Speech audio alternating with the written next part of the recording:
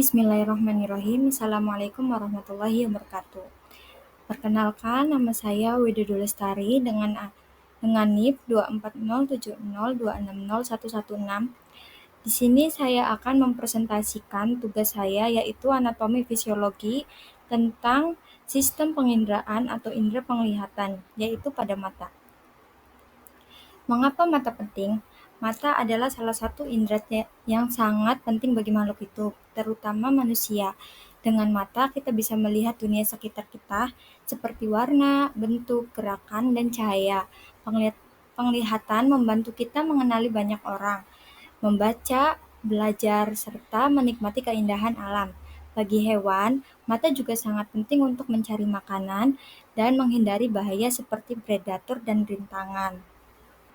Selanjutnya ada fungsi mata. Nah, fungsi mata itu seperti yang kita tahu, yaitu mata sebagai indera penglihatan memungkinkan kita melihat objek dan dunia sekitar kita. Letak mata di mana? Nah, letak mata itu terletak dalam rongga orbita, yaitu cekungan tulang tengkorak yang melindungi mata dari benturan. Nah, di sini saya akan memperkenalkan kepada teman-teman bagian mata dan fungsinya. Nah, di sini ada kornea, lensa, iris dan pupil, sklera, koroid, retina, dan makula. Nah, kornea itu lapisan transparan di depan mata melapisi iris dan pupil, membantu memfokuskan cahaya yang masuk ke dalam mata dan memberi perlindungan awal dari debu, kotoran, dan mikroorganisme. Selanjutnya itu ada lensa, struktur transparan dan elastis yang berada di belakang pupil. Fungsinya itu memfokuskan cahaya masuk agar jatuh tepat di retina, mengatur jauh benda atau dekat. Nah, terus ada iris dan pupil. Iris di bagian berwarna yang mengontrol ukuran pupil, dan pupil di lubang tengah iris yang mengatur jumlah cahaya yang masuk ke mata. Fungsinya itu membatasi jumlah cahaya agar tidak terlalu banyak atau terlalu sedikit. Selanjutnya ada sklera, lapisan terluar mata yang berwarna putih. Fungsinya itu memberikan bentuk bola mata, melindungi bagian mata, tempat melekatnya otot yang menggerakkan mata. Terus selanjutnya ada koroid, lapisan tengah yang terletak antara sklera dan retina, kaya akan pembuluh darah. Nah, fungsinya itu memberikan nutrisi dan oksigen ke retina dan lapisan mata, mengurangi pantulan cahaya dalam mata. Ada retina. Retina itu lapisan bagian di belakang mata yang berisi sel-sel pekat cahaya. Fungsi dari retina itu mengubah cahaya menjadi sinyal listrik. Sinyal ini diteruskan ke otak melalui saraf optik untuk diproses menjadi gambar. Terus yang terakhir itu ada makula. Makula adalah bagian kecil di tengah retina yang bertanggung jawab untuk penglihatan detail. Fungsinya itu memungkinkan kita melihat dengan tajam dan jelas, seperti saat membaca dan melihat wajah orang. Baik, selanjutnya ada otot pada mata. Otot mata adalah kelompok otot yang berperan menggerakkan bola mata dan mengatur fungsi penglihatan. Otot-otot ini memungkinkan mata untuk bergerak ke arah serta membantu dalam fokus penyelesaian cahaya yang masuk ke dalam mata. Nah, otot sendiri itu dibagi menjadi dua kelompok utama, yaitu ada otot ekstrinsik mata atau otot luar bola mata, dan ada otot intrinsik mata atau otot dalam mata.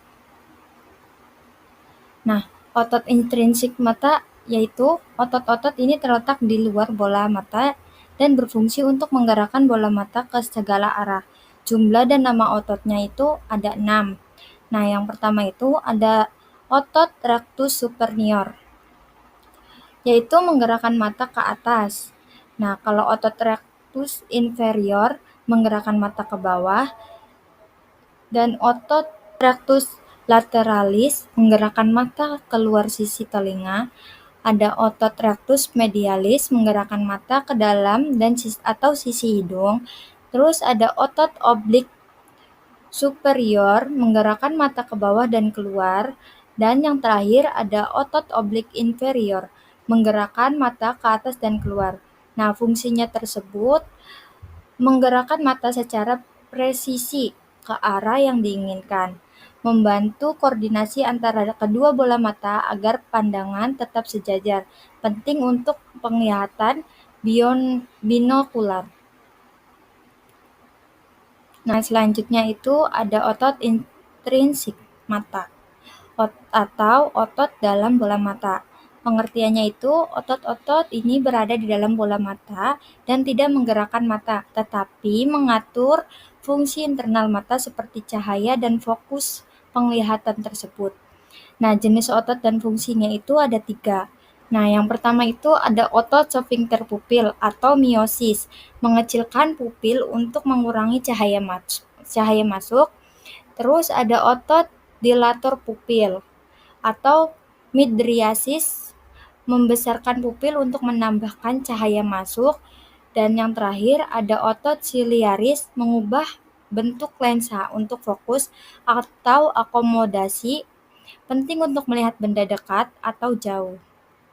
Nah, fungsi dari otot intrinsik mata itu ada mengarahkan pandangan, menyesuaikan cahaya yang masuk ke mata, membantu fokus pandangan pada objek dekat atau jauh, menjaga keseimbangan dan kerjasama antara dua mata. Nah, selanjutnya ada saraf pada mata. Sistem saraf pada mata berfungsi untuk menerima dan meneruskan rangsangan cahaya ke otak agar dapat dirubah atau diolah menjadi penglihatan. Nah, beberapa saraf penglihatan dalam mata meliputi ada saraf optik atau nervus opticus. Yang paling penting ini adalah saraf utama yang membawa informasi visual dari retina ke otak. Tanpa saraf optik, mata tidak bisa mengirim sinyal penglihatan ke otak. Terus ada retina, jaringan tipis di bagian belakang mata yang menangkap cahaya dan mengubahnya menjadi sinyal listrik. Retina mengandung sel-sel fotoreseptor atau sel batang dan kerucut yang sangat penting dalam proses penglihatan. Dan yang terakhir adalah saraf-saraf kecil lainnya termasuk saraf oculomotor, ada trophsellar dan abducens yang mengatur gerakan otot mata agar bisa bergerak dan memfokuskan dengan baik. Nah, selanjutnya itu ada proses melihat. Nah, iris, terus habis itu dibiaskan oleh lensa dan selanjutnya terbentuk bayangan di retina yang bersifat nyata atau terbalik diperkecil. Nah, selanjutnya itu sel-sel batang dan sel kerucut meneruskan sinyal cahaya melalui saraf optik 1. Lalu otak membalikan lagi bayangan yang terlihat di retina, dan yang terakhir objek terlihat sesuai dengan aslinya. Selanjutnya ada alat tambahan mata. Ada kelopak mata atas, yaitu untuk melindungi bola mata dari debu, cahaya berlebihan, dan benturan serta membantu menyebarkan air mata agar mata itu tetap lembab. Terus ada bulu mata. Bulu mata itu fungsinya untuk menyaring debu atau partikel kecil yang agar tidak masuk ke dalam mata.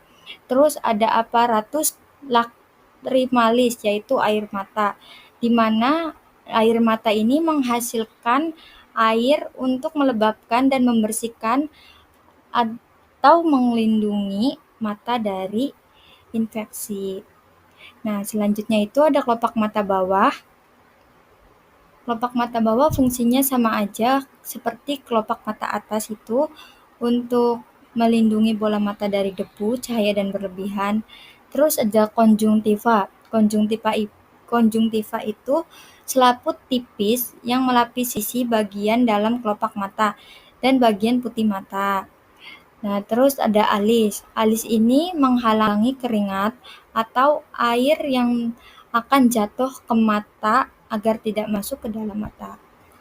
Nah, proses masuknya cahaya itu masuk melalui kornea, diteruskan ke pupil, iris yang akan mengatur jumlah cahaya yang masuk dengan cara membuka dan menutup sama halnya seperti celah pada lensa kamera. Jika lingkungan di sekitar gelap, maka cahaya yang masuk akan lebih banyak. Nah, sebaliknya jika lingkungan terang, maka cahaya yang masuk akan menjadi lebih sedikit.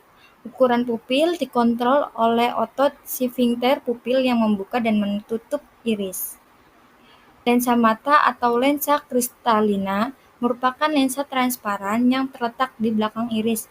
Fungsinya untuk memfokuskan cahaya retina agar gambar terlihat jelas atau tampak jelas.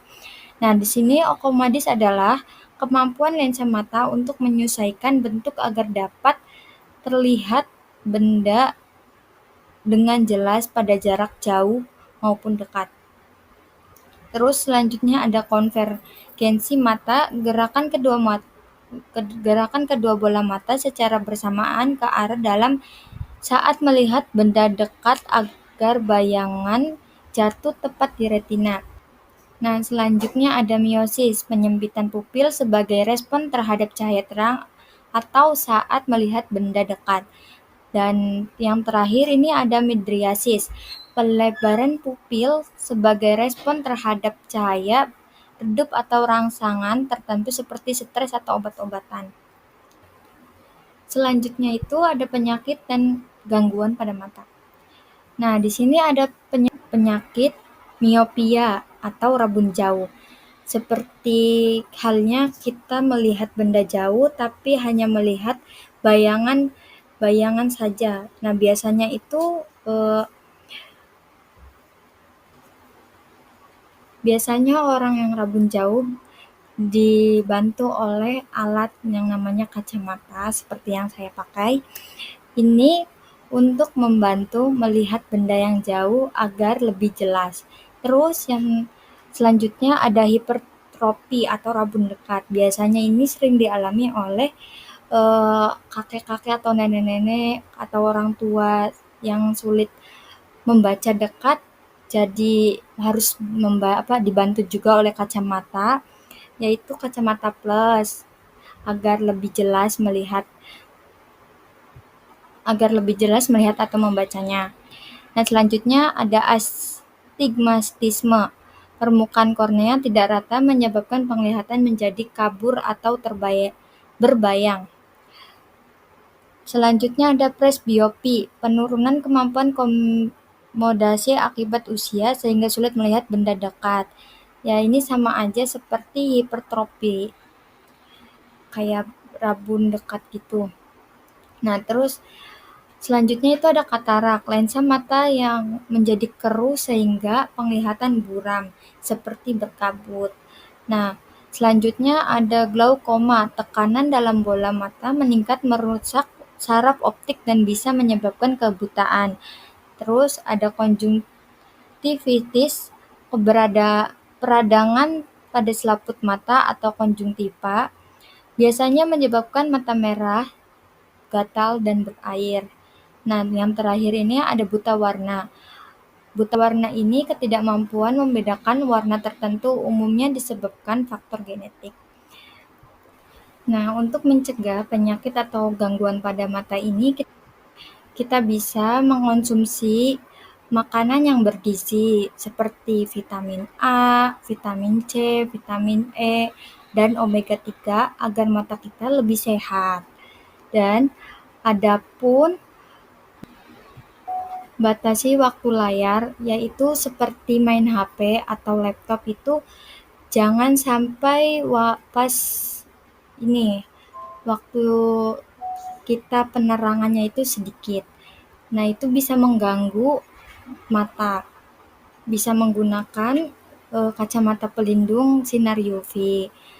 Terus dan sering-sering menjaga kebersihan mata. Baik, sekian terima kasih penjelasan dari saya. Apabila ada kesalahan kata mohon dimaafkan. Dan semoga apa yang saya sampaikan kepada kalian bisa bermanfaat. Dan akhirnya, wassalamualaikum warahmatullahi wabarakatuh.